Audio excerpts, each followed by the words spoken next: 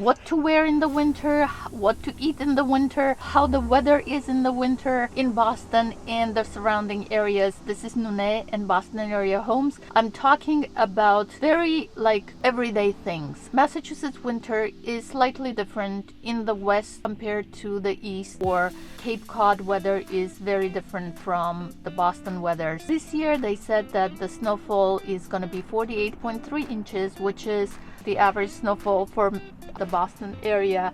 Difference is that they said we're gonna expect some surprises, and it's gonna warm up to 60 degrees and everybody is wearing their shorts, and then suddenly the next day it's gonna be really cold and snowing for a few days. Expect the unexpected. If you are moving to Boston area, if you're looking to buy a property, please reach out to me. I would love to help. Love when my YouTube viewers are reaching out to me. My contact information is in the description below.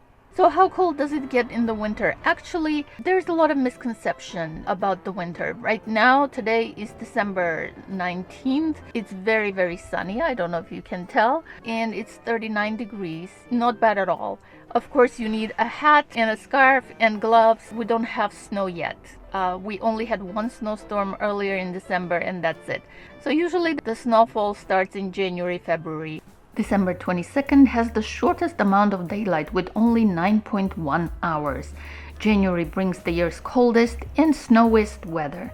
And February is the wettest month in Boston. Every day there's a 35% chance of snow or rain. Another frequently asked question is, I'm coming from a very warm climate from California or Texas. What should I bring? What should I buy to be prepared for the winter here? People ask me, what stores and brands do I recommend for winter clothing? LL Bean is a company that started in Maine. Their jackets and boots are built for northeast winters. Here you can find clothing for any degrees of warmth you desire. Their shoes and coats are of very high quality and really indestructible. If money is an issue, you can always go to TJ Maxx and try your luck there. Depending on what they carry that day, you can also find really good deals. I have several great options for you in the description. In general, look for everything waterproof because wet snow, freezing rain, and slush protection is very important. I have several options in the description box: coats, boots, and even gripper type of things. Things you can wear over your boots to make them less slippery. Comes in really handy when you have to clean the stairs of the house from ice in the early mornings or want to go out for a walk with your dog in the snow. They're called ice cleats. One thing people love about Massachusetts winters is if you have a wood-burning fireplace and you have a good book to read and you have beautiful music playing in the background, it's such a cozy feeling, especially if it's snowing outside. What about food? Well, you know how all the diet gurus and health gurus say you have to have a big salad for lunch and for dinner? Well, it's almost impossible to do it in Boston because cold food doesn't feel good in the winter. You need one warm meal at least a day. Desserts, of course, Boston cream pies and donuts and all that. Well, you didn't hear it from me. I'm a health nut myself, so no.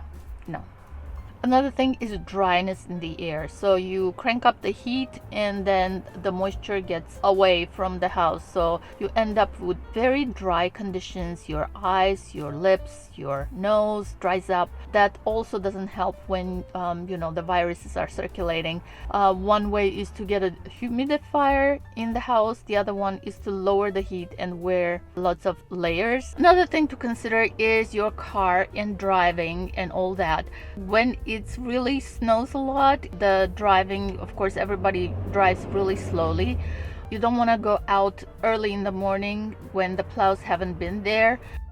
In Boston, they're good with all that, salting the roads and cleaning the roads early in the morning. So if you have a job that starts at 5 a.m., you should wait until the roads are, at least highways are plowed so that you can go out. In Boston, it is nice to have heated seats, heated wheel, and remote starters in cars.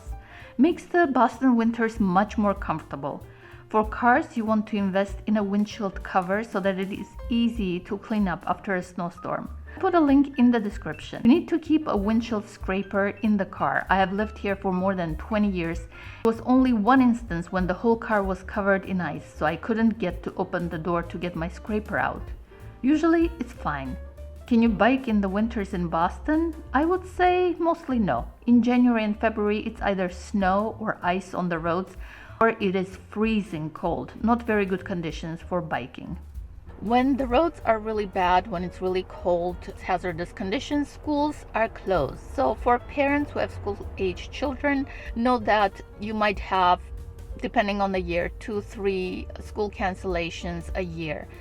2-3 days the school is canceled. They add some days in June. Parents who are working outside, they need to have that in mind, have a nanny or some kind of arrangement or work from home so they can take care of their children, or have a nanny on a speed dial, basically. When there is another nor'easter coming to Massachusetts, the news stations paint a very scary picture.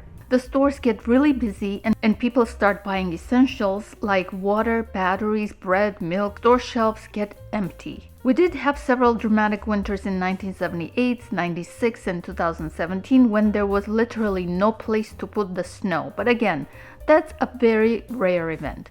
When it comes to your house in the Boston area, you want to keep a shovel, salt for the front stairs, and possibly a snowblower. If you've never been around a snowblower, you need to be very careful. Sometimes when it's really heavy snow, pushing the snowblower also can put a lot of stress on your body. If you're not doing resistance training and you're older, the wet and heavy snow in late winter can be dangerous. Clearing the snow by hand is a pretty vigorous exercise. Many older people get injured doing it. Falling on slippery ice is very common also.